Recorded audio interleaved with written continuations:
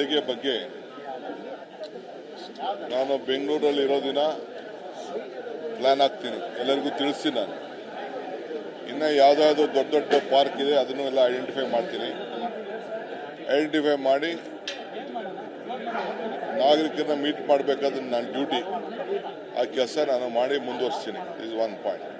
High court shift ಮಾಡೋ ಬಗ್ಗೆ ನೋಡಿ, ಕೋರ್ಟು ಚೀಫ್ ಜಸ್ಟಿಸ್ ಅವರು ಕೂಡ ಅವ್ರಿಗೂ ಜಾಗ ಸಾಲ್ತಾ ಇಲ್ಲ ಅನ್ನೋದು ಅವರ ಒಂದು ಅಭಿಪ್ರಾಯ ಇದೆ.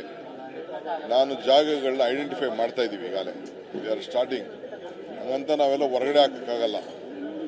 ಈ CBDTಲೇ ಹಾಕಬೇಕು. ಅವ್ರಿಗೆಲ್ಲ ಅನುಕೂಲ ಆಗಿರಬೇಕು. ಮೆಟ್ರೋ ಬರಬೇಕು, ಮೆಟ್ರೋ ಹತ್ರ ಇರಬೇಕು, ಲಾಯರ್ಗಳು ಬರೋಕ್ಕೆ ಅನುಕೂಲ ಆಗಬೇಕು, ಕಕ್ಷಿದಾರರಿಗೆ ಅನುಕೂಲ ಆಗಬೇಕು, ಇವೆಲ್ಲ ಕೂಡ ಇದೆ. ಸೊ ಅದೆಲ್ಲ ನಾವು ಜಾಗದ ಬಗ್ಗೆ ಯೋಚನೆ ಮಾಡ್ತಾ ಇದ್ದೀವಿ. ನಿನ್ನೆ ಕೂಡ ಅವರು ಕೆಲವು ಲಾಯರ್ಸು ನಿನ್ನೆ ಅಸೋಸಿಯೇಷನ್ ಅವರು ನಿನ್ನೆ ಭೇಟಿ ಮಾಡಿದರು. ಅವರು ನಿಮ್ಮ ರೇಸ್ ಕೋರ್ಸ್ ಬಗ್ಗೆ ಮಾತಾಡಿದ್ರು. ಅದು ನೋಡೋಣ, that there is some legal inch in it. ಅದ್ರ ಬಗ್ಗೆ ನಾವು ಯೋಚನೆ ಮಾಡ್ತಾ ಇದ್ದೀವಿ. ಇನ್ನೊಂದು ಯಾವುದೋ ಜಾಗ ನಮ್ಮ ಕಮಿಷನರ್ ಹೇಳಿದ್ದಾರೆ, ನಾವು ಯೋಚನೆ ಮಾಡ್ತೀವಿ ನಾವು.